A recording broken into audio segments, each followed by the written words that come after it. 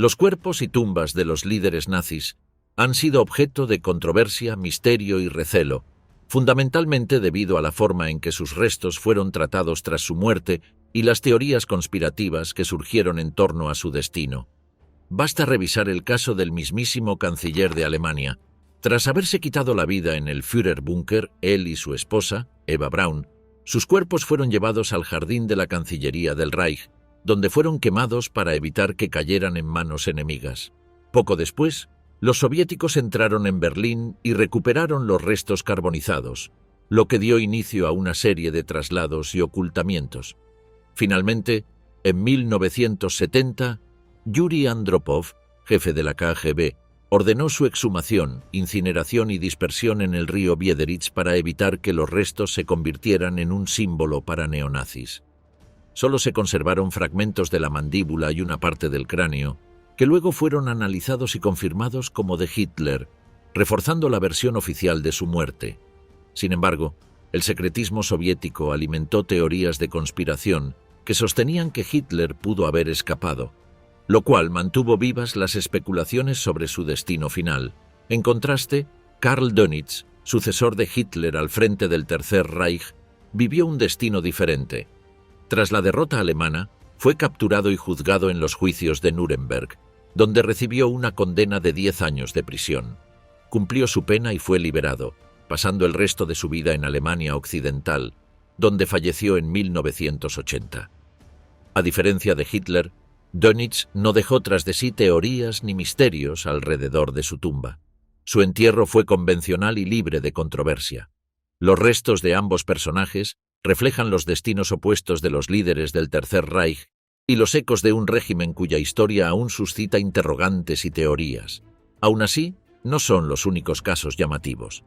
En el año 2019, a 80 años de que iniciara la Segunda Guerra Mundial en Europa, una página de la historia nazi volvió a abrirse en Berlín. Las autoridades policiales de la ciudad informaron que la tumba de uno de los más temidos oficiales nazis había sido profanada. La tumba de Reinhard Heydrich, un hombre conocido por su enconada persecución de enemigos del Tercer Reich, había sido objeto de un intento de intrusión. El señor fue responsable de la muerte de cientos de miles de personas durante la guerra. Dirigió la conferencia en la que se delineó la solución final. Su reputación no dejaba lugar a dudas sobre su papel en la maquinaria de exterminio nazi, siendo un hombre que, con frialdad, implementó leyes y medidas de persecución sin mostrar ningún signo de compasión. Desde su asesinato en 1942, se sabía dónde estaba enterrado, aunque su marcador fue retirado con el tiempo. Con todo ello, surgieron preguntas sobre qué motivó a los profanadores a intentar romper su sepulcro en el año 2019. Entre las teorías predominantes, una se relaciona con la posibilidad de que estos buscaban algún objeto de valor histórico. Heydrich fue enterrado, según se cree, en su uniforme de la SS, y se piensa que podría haber sido sepultado con artefactos de alto rango que hoy alcanzarían precios millonarios en el mercado de coleccionistas. Uno de estos objetos posiblemente buscados sería su espada ceremonial, la cual podría haber estado junto a él en su sepultura. Pero la incógnita persiste. ¿Qué sucedió realmente con dicha espada? Su reputación le valió el apodo de la bestia rubia. Para Adolf Hitler y Heinrich Himmler, él representaba el ideal de un hombre ario, lo cual facilitó su ascenso a jefe de la Oficina Principal de Seguridad del Reich. Desde esa posición, supervisó la Gestapo, el Servicio de Seguridad y la Policía Criminal. Su autoridad dentro del régimen nazi era inmensa y finalmente fue nombrado protector de Bohemia y Moravia. En esta última función se encargó de someter a la población checa, ya que estas regiones eran fundamentales para la industria armamentística alemana. Con la intención de mantener el control, Heydrich instauró un régimen de terror, en el que se practicaban ejecuciones públicas, colgando cuerpos de postes y haciendo desaparecer a quienes desafiaban al régimen. Para él, cualquier acción de resistencia implicaba una sentencia de muerte y su principal objetivo era mantener la productividad en la región. Sin embargo, el movimiento de resistencia creció y fue con el entrenamiento de agentes británicos que el atentado contra su vida se llevó a cabo en Praga, en 1942. En una emboscada, los agentes Józef Gabčík y Jan Kubiš atacaron el auto descapotable en el que viajaba el protector de la entidad, arrojando una bomba que le causó graves heridas. A pesar de intentar resistir, el hombre atacado sucumbió a sus heridas días después, debido a una infección por sepsis y envenenamiento de la sangre, algo que resultó sospechoso, dado que en un principio parecía estar en recuperación. Tras una última visita de Himmler, Heydrich cayó en coma, falleciendo el 4 de junio de 1942. A sus 38 años, el difunto nazi tuvo una serie de ceremonias fúnebres. La primera se realizó en Praga, ciudad donde fue asesinado. Luego, su cuerpo fue trasladado a Berlín en un ataúd, donde tuvo lugar un gran funeral de Estado, cargado de pompa y solemnidad nazis. El mismísimo Adolf Hitler asistió a la ceremonia, mientras que Himmler pronunció un extenso elogio en honor a su memoria y legado. El ataúd, cubierto por enormes banderas con la esvástica, fue llevado por altos miembros de la SS, rodeado de flores y rodeado de las insignias de la organización. Hitler desempeñó un papel clave en el acto, colocando con sus propias manos las condecoraciones más altas, como la Orden Alemana y la Medalla de la Sangre, sobre el cojín fúnebre. El líder de las SS concluyó la ceremonia con un discurso en el que declaró que era un deber sagrado vengar su muerte y continuar con sus tareas, asegurando la destrucción implacable de los enemigos del pueblo alemán. Posteriormente, el cuerpo de Heydrich fue llevado al cementerio militar Invalidenfriedhof en Berlín, un lugar donde descansaban héroes y veteranos del ejército alemán. Su tumba fue situada en la sección A del cementerio, cerca de un muro al norte y al frente del lugar.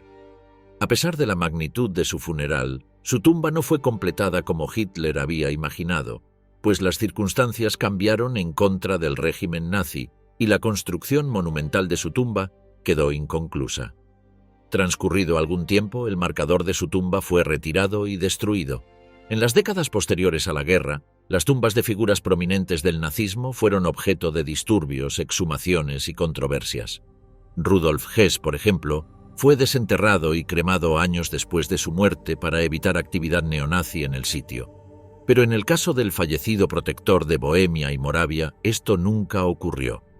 Sus restos permanecieron en el cementerio de Berlín y a lo largo del tiempo se dejó el sepulcro tal como estaba. Pues bien, en diciembre de 2019, bajo el amparo de la oscuridad, alguien intentó abrir su tumba. Fue un empleado del ayuntamiento local quien descubrió el intento de profanación. No se encontró ningún motivo claro y no se confirmó la desaparición de restos. Por otra parte, el hecho de que no se hubiesen retirado huesos de la tumba lleva a pensar que los profanadores probablemente buscaban algo específico. Se especula que Heydrich fue enterrado con su uniforme completo de la SS, que posiblemente incluía algunas de sus condecoraciones. En vida, él solía cuidar mucho su apariencia y era raro verlo sin su uniforme, sobre todo en eventos oficiales. Una de las posesiones que podría haber sido enterrada con él sería su espada ceremonial, la Ehrendegen Reichsführer SS, un arma usada en ceremonias que, a pesar de ser decorativa, representaba una conexión profunda con la jerarquía nazi. Diseñada por el asesor del alto jerarca de las SS en temas de arte, el Degen era un símbolo otorgado a oficiales de la SS en reconocimiento de méritos especiales. Consistía en una hoja delgada y recta de longitud variable y un mango decorado con los relámpagos de la SS. Este tipo de espadas se otorgaba en eventos y actos oficiales, y existen numerosas fotografías de Reinhardt con el Degen a su lado. Es posible que aquellos que intentaron profanar la tumba buscaban esta espada, pues, en el mercado negro, un objeto como este, vinculado a un miembro tan alto del nazismo, podría hacer millonario a quien la subaste. El ritual de entierro de la SS incluía costumbres específicas, como el de enterrar al oficial fallecido con su espada. No obstante, en algunos casos, la espada sepultada no era la propia, sino la de alguien cercano en rango o amistad, que intercambiaba su propia espada como muestra de lealtad. En el caso de Heydrich, este gesto podría haber sido realizado por alguien de la cercanía de Himmler o incluso Müller, jefe de la Gestapo. Si esto fue así, entonces en su tumba podría yacer una espada distinta, quizás la de alguno de esos dos líderes nazis, quienes compartían con él una relación de respeto mutuo dentro de la jerarquía nazi. No obstante, tomando en cuenta lo ocurrido, los ladrones no lograron llevarse nada, lo que sugiere que se revisaron los restos para confirmar esta información. Así, el intento de profanación se convirtió en un tema ampliamente conocido. De la lealtad a la paranoia, la soledad y el olvido de Rudolf Hess. Tras la Segunda Guerra Mundial, Rudolf Hess, quien en otrora fuera uno de los hombres más cercanos y leales a Adolf Hitler, pasó los últimos años de su vida en prisión. Fue encarcelado en Spandau, donde cumpliría una condena a cadena perpetua por crímenes de guerra y contra la paz. Tras el fin de la guerra, muchos de los jerarcas nazis que compartieron prisión con él fueron eventualmente liberados, pero a él, una figura enigmática e incómoda, se le mantuvo en confinamiento. Con el tiempo Spandau se convirtió en su última morada, y el deterioro físico y mental fue inevitable a lo largo de los años. La vida de Rudolf en prisión fue austera. El anciano de más de 90 años vivía bajo la constante supervisión de guardias de distintas nacionalidades, quienes lo vigilaban celosamente y lo limitaban en cuanto a su contacto con el mundo exterior. Durante décadas, solo le permitieron una pequeña cantidad de papel para escribir cartas a su familia, y sus interacciones con otros prisioneros estaban estrictamente controladas. Los días de Hess transcurrían con actividades sencillas, como paseos en los jardines de la prisión, lo cual era un alivio en medio de su aislamiento. No obstante, estos momentos de libertad eran también un reflejo de la soledad que lo acompañaba y del peso de la historia sobre sus hombros. A pesar de la aparente paz de su vida en prisión, él nunca abandonó la paranoia que lo caracterizaba. Durante las noches, lloraba y gritaba, acusando a los guardias de envenenar su comida. En varios momentos intentó partir anticipadamente de este mundo, incluyendo un intento en 1945, cuando se enterró un cuchillo de pan. Este hombre se mantuvo fiel a sus creencias y nunca se disculpó por sus acciones ni por su papel en el régimen nazi. Finalmente, el 17 de agosto de 1987, fue encontrado muerto en el pabellón de verano de los jardines de la prisión. Su cuerpo yacía con una extensión eléctrica alrededor de su cuello, presuntamente en un último acto desesperado de su parte. A pesar de la causa oficial que fue expuesta, esa versión fue objeto de controversia y de teorías conspirativas, pues muchos dudaban de que un anciano de 93 años pudiera haber planeado y ejecutado este acto por su propia cuenta. Poco después de su muerte, las autoridades ordenaron la demolición de la prisión de Spandau, eliminando así el lugar que había sido su hogar y su tumba en vida durante más de 40 años. Su cuerpo fue enterrado en un cementerio en la localidad de Wunsiedel, en Baviera, donde también reposaban los restos de sus padres y donde había pasado vacaciones en su juventud. El entierro se llevó a cabo sin mucha publicidad, con la intención de mantener el lugar en la discreción. Sin embargo, el sitio pronto atrajo la atención de grupos de extrema derecha, quienes comenzaron a realizar peregrinaciones y homenajes en la tumba de Hess. Los seguidores del nazismo lo veían como un mártir, y cada año, en el aniversario de su muerte, grupos neonazis se reunían alrededor de su tumba, decorándola con coronas y símbolos prohibidos, como esvásticas, y realizando el típico saludo nazi. Ante el creciente problema que representaban estas concentraciones y la fama que adquiría el lugar, las autoridades alemanas decidieron intervenir. Menos de un año después de su entierro, el 17 de marzo de 1988, los restos del nazi fueron exhumados discretamente en una operación nocturna y posteriormente fueron reubicados en un cementerio de menor acceso público, con la esperanza de que este cambio reduciría la atención sobre su figura. Pese a estas medidas, el nuevo lugar de sepultura tampoco tardó en ser descubierto por simpatizantes de ideologías extremistas, quienes continuaron usando su tumba como punto de reunión. Con el paso del tiempo, el fervor alrededor de la figura de Hess y la veneración en torno a su tumba siguieron escalando.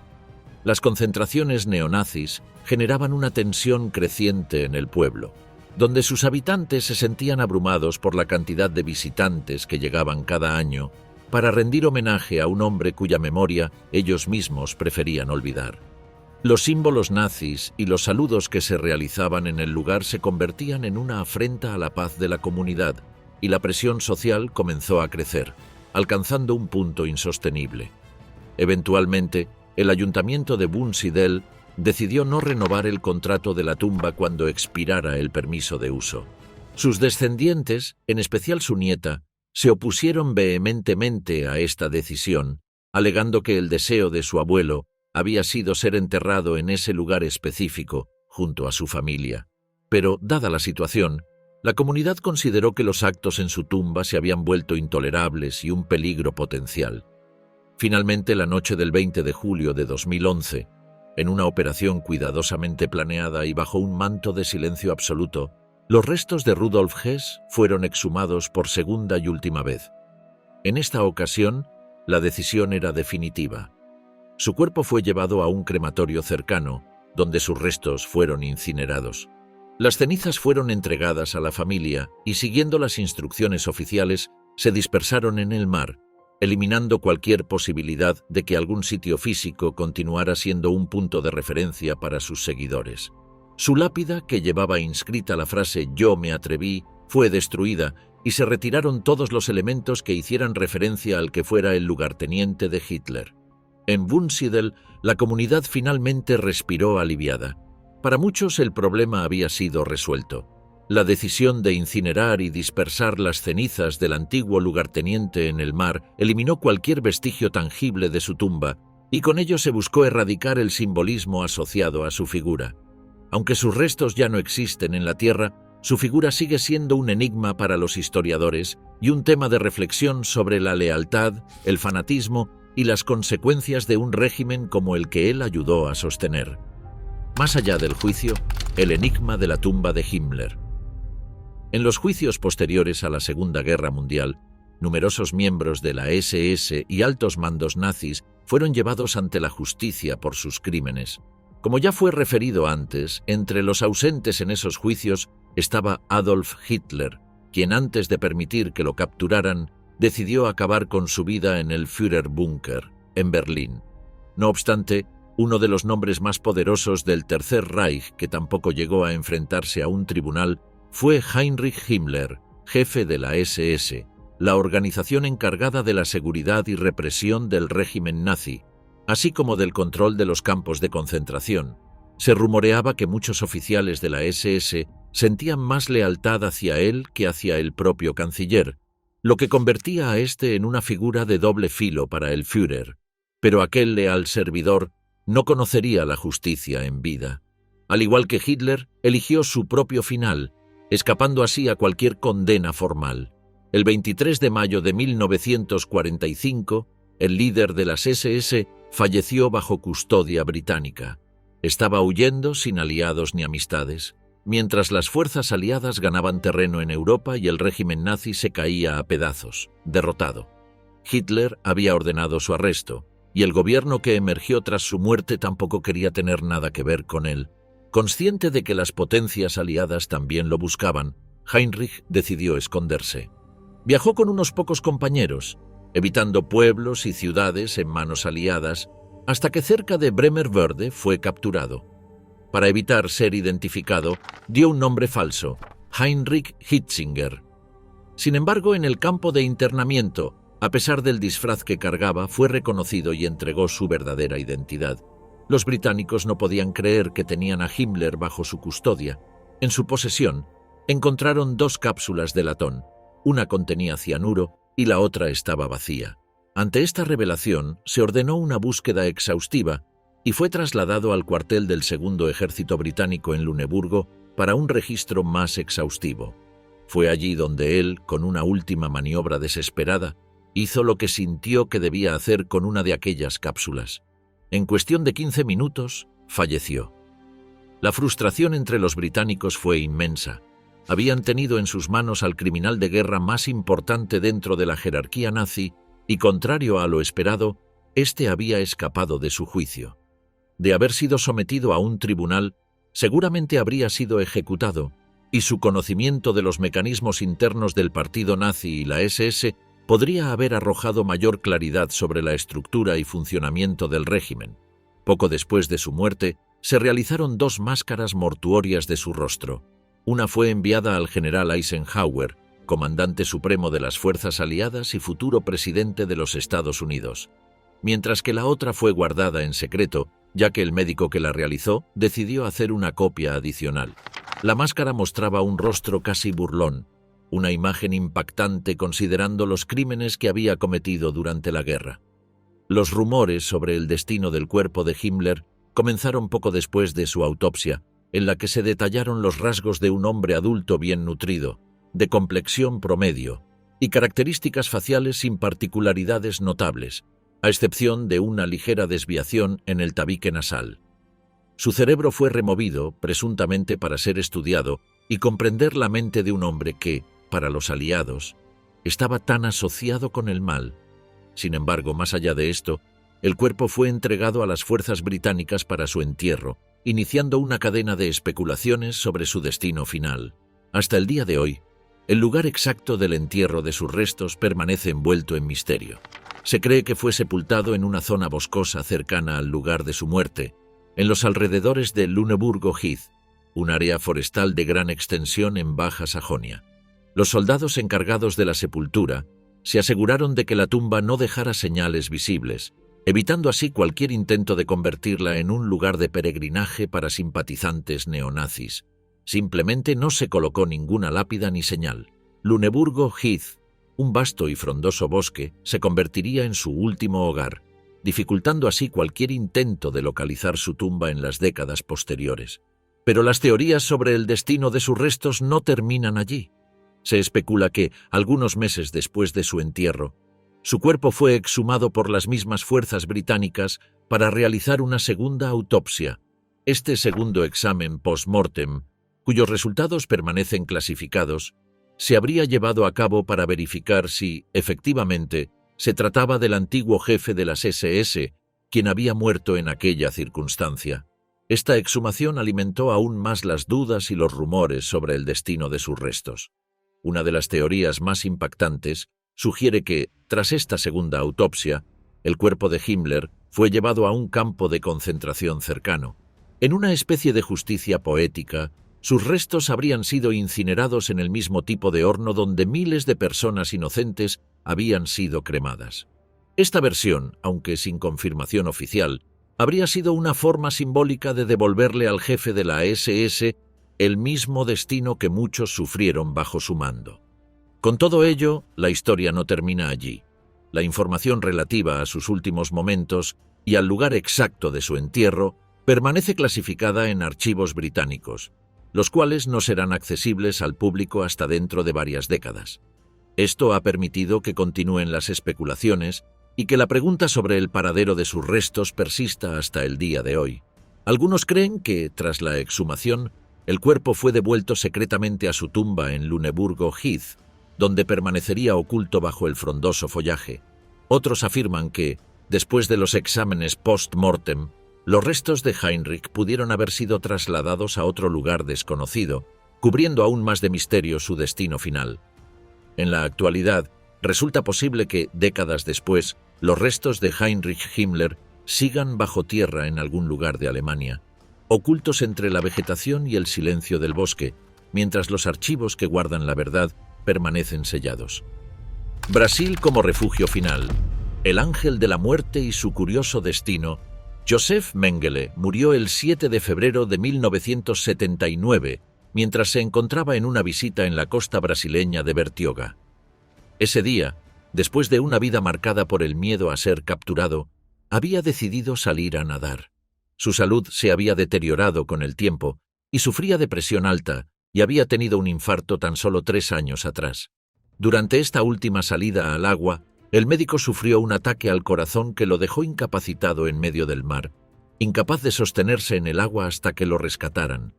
La muerte por ahogamiento resultó inevitable y falleció a la edad de 67 años. A lo largo de los años había utilizado una serie de alias para evadir la justicia y así permanecer escondido. Finalmente, en el cementerio de Embu das Artes en Brasil, fue enterrado bajo el nombre falso de Wolfgang Gerhardt. Su tumba era modesta, sin inscripciones que delataran sus afiliaciones políticas del pasado, ni mucho menos verdadera identidad, y solo aquellos de confianza conocían la verdad detrás de esa lápida que ocultaba a uno de los criminales de guerra nazis más buscados de la historia. Durante años, sus restos permanecieron en ese lugar sin que se supiera con certeza si el hombre enterrado allí era en efecto el infame Ángel de la Muerte. El interés por él y su paradero no se desvaneció con los años. Su ausencia en los juicios de Nuremberg, en los cuales otros médicos nazis fueron juzgados, solo contribuyó a aumentar el misterio y las teorías sobre su paradero. Había sido uno de los hombres más buscados tras la Segunda Guerra Mundial, debido a su participación en experimentos médicos sádicos en el campo de concentración de Auschwitz.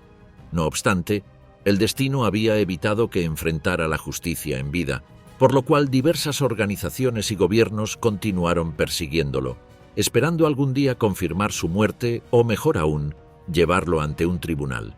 El enigma en torno a su paradero se extendió por décadas. Fue en mayo de 1985 cuando, finalmente, se realizó un avance significativo en la investigación. Ese mes, la casa de uno de los amigos de Mengele, Hans Sedlmayr, fue allanada. Durante la redada, las autoridades encontraron un libro de direcciones codificado y cartas que habían sido intercambiadas entre ambos. Estos documentos revelaron que Sedlmayr había sido notificado de la muerte del Ángel de la Muerte mientras nadaba. Fue a partir de esta evidencia que se obtuvo la ubicación exacta de la tumba de Wolfgang Gerhard en Brasil.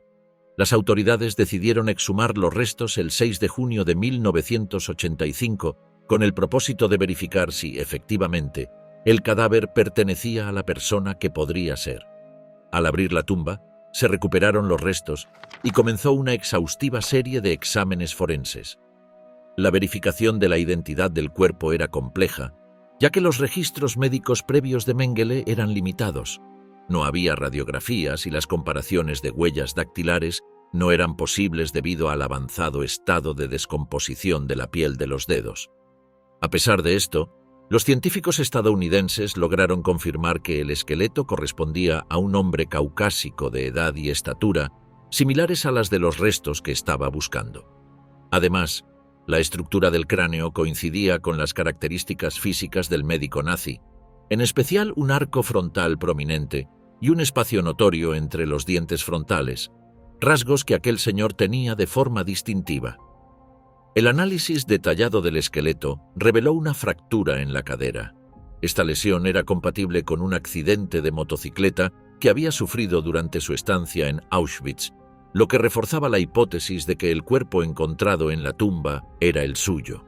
Además, los investigadores encontraron evidencias de que el esqueleto presentaba osteomielitis, una infección ósea, y una deformidad en la pierna derecha, lo cual hacía que su pierna izquierda fuera 1,5 centímetros más larga que la derecha, lo que afectaba su forma de caminar. Un orificio en el hueso de la mejilla también llamó la atención de los forenses, aunque algunos especulaban que el orificio podría haberse originado tras la muerte debido al desgaste por el ambiente de la tumba. Otros especialistas señalaron que podría ser resultado de infecciones sinusales crónicas, que aparentemente Mengele sufría. De hecho, fotografías históricas suyas muestran una ligera marca en el lado izquierdo de su rostro, y en algunas cartas había mencionado dolores faciales recurrentes. Otro hallazgo relevante fue una fractura en el hombro del esqueleto. Aunque los forenses no pudieron determinar con precisión cuándo se produjo esta lesión. Sin embargo, entre sus escritos se habían registrado quejas de dolor severo en el hombro, lo que fortalecía aún más la identificación del cuerpo.